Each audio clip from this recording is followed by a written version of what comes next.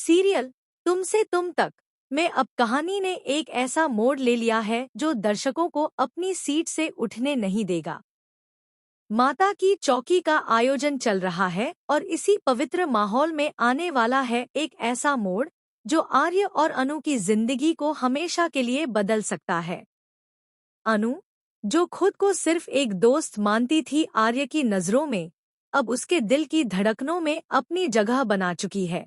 लेकिन क्या आर्य खुद इस सच्चाई से वाकिफ है? चौकी की तैयारियों में अनु बेहद व्यस्त है। वो हर चीज को खुद सजा रही है।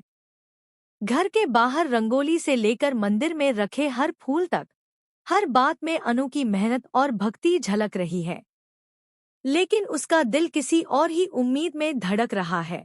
आज आर्य भी आ रहा है चौकी में और वो चाहती है कि आर्य देखे, समझे और शायद महसूस करे कि उसके दिल में क्या चल रहा है।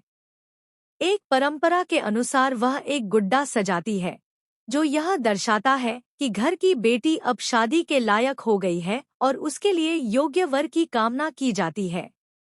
लेकिन इस बार वो गुड्डा आर्य जैसा है, हूबहू वैसा ही चेहरा, वैसी ही आंखें। क्या ये इत्तेफाक है या अनु की छिपी भावनाओं की बिन कहे कबूलात?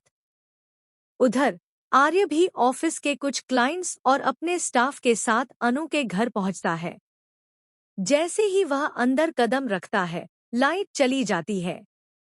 अनु की मां झट से दिमाग लगाकर बैकअप स्विच ऑन कर देती है और फिर माहौल एकदम रोशन हो उठता है।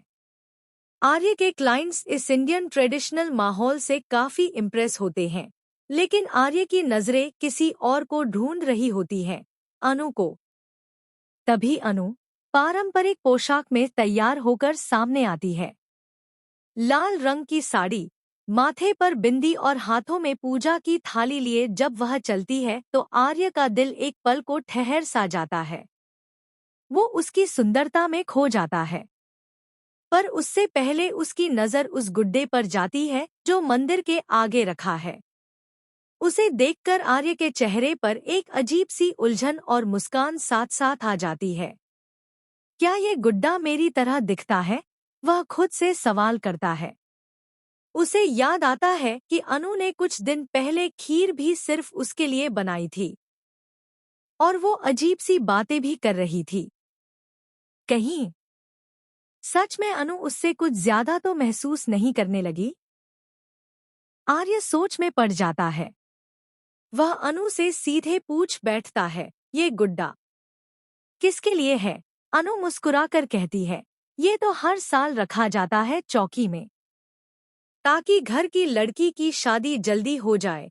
आर्य थोड़ी देर उसे देखता है, फिर उसकी नजरों में हल्का सा डर और कंफ्यूजन उभर आता है। क्या अनु मेरे लिए ऐसा कुछ महसूस करती है?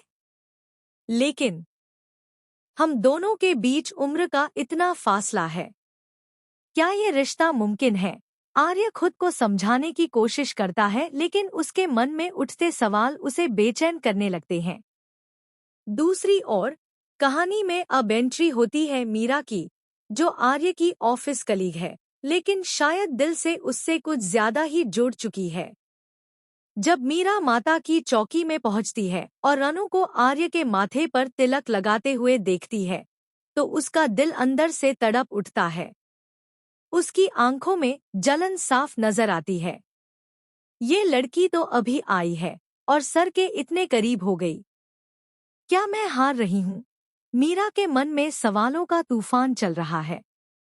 वो वहां से जाने की सोचती है, लेकिन बॉस का आदेश है तो रुकना पड़ेगा। मीरा अब एक खतरनाक फैसले की ओर बढ़ रही है। उसके चेहरे पर मुस्कान तो है, लेकिन आंखों में गुस्सा और मन में जलन।